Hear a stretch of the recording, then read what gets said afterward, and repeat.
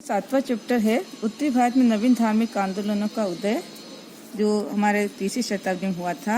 उस समय की जो विभिन्न परिस्थितियाँ थी जिनके कारण धार्मिक आंदोलन का उदय हुआ, वो परिस्थितियाँ देखनी होगी। और साथ में बौद्ध और जैन धर्म के उदय और उनके सिद्धांतों तथा देन के बारे में देखेंगे। फिर है मौर्य साम्राज्य, जिसमें मौर्य सम्राट चंद्रगुप्त मौर्य द्वारा मौर्य साम्राज्य की स्थापना की गई थी। और उसके बाद बिंदुसार और फिर अशोक। और सम्राट अशोक का धर्म, जो उसका धार्मिक विचारधारा थी, उसका स्वरूप क्या था और उसके प्रचार प्रसार के लिए क्या कार्य किए, तथा मौर्य काल की कला और स्थापत्य कला। फिर है कुषाण शासक कनिष्क, जो विदेशी आक्रमणकारी भारत में आए और जो उत्तर पश्चिमी सीमांत प्रांत में जिन्होंने अधिकार किया, उनमें कुषाण सातवाहनों के विशेष संदर्भ देखेंगे। और मौर्य काल के जो उत्तरार्ध काल था, उस समय की सामाजिक सांस्कृतिक विकास तथा उस समय जो हमारे मूर्ति स्थापत्य कला के अंदर, मूर्ति कला के अंदर मथुरा और गांधार दो ऐसे क्षेत्र थे जहाँ मूर्तियाँ बनती थी। तो उस समय की जो मथुरा गांधार जो मूर्ति कला है, उनके बारे में, और स्थापत्य कला यानी भवन निर्माण कला जिसे कहा जाता है, वास्तुकला, उसके बारे में हम देखेंगे। इकाई 30 के अंदर संगम युग, दक्षिण भारत के अंदर संगम संस्कृति साहित्य का जो सृजन हुआ था, वो एक बहुत लंबा समय था और उस काल को संगम युग कहा जाता है। उस समय का साहित्य, समाज और संस्कृति के बारे में अध्ययन करना होगा।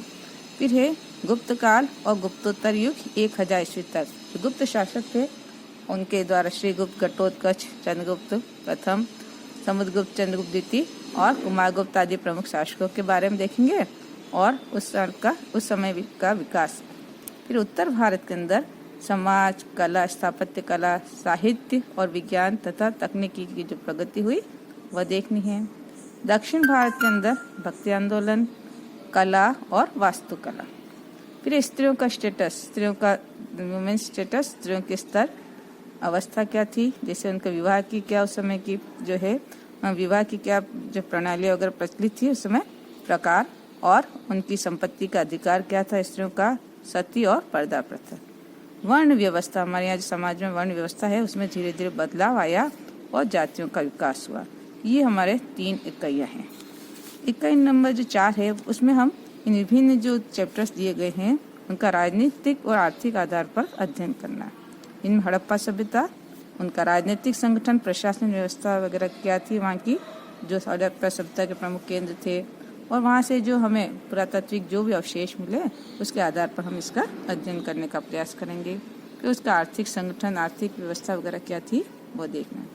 मौर्य साम्राज्य, उसका प्रशासन व्यवस्था और अर्थव्यवस्था।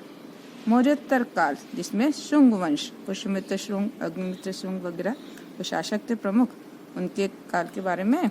और पश्चिम क्षेत्र में जो क्षत्रप थे, जो वहाँ के अधिकारी थे, उनके बारे में, जिनमें नहपान और रुद्रदामन प्रमुख थे।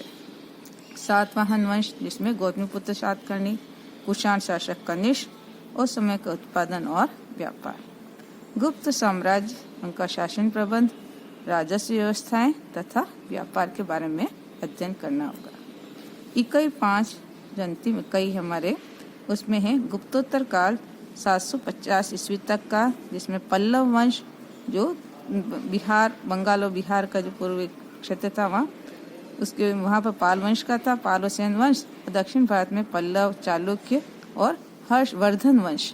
वर्धनों में हर्षवर्धन के बारे में देखना है। राजनीतिक तथा आर्थिक व्यवस्था 750 से 1000 ईस्वी तक की।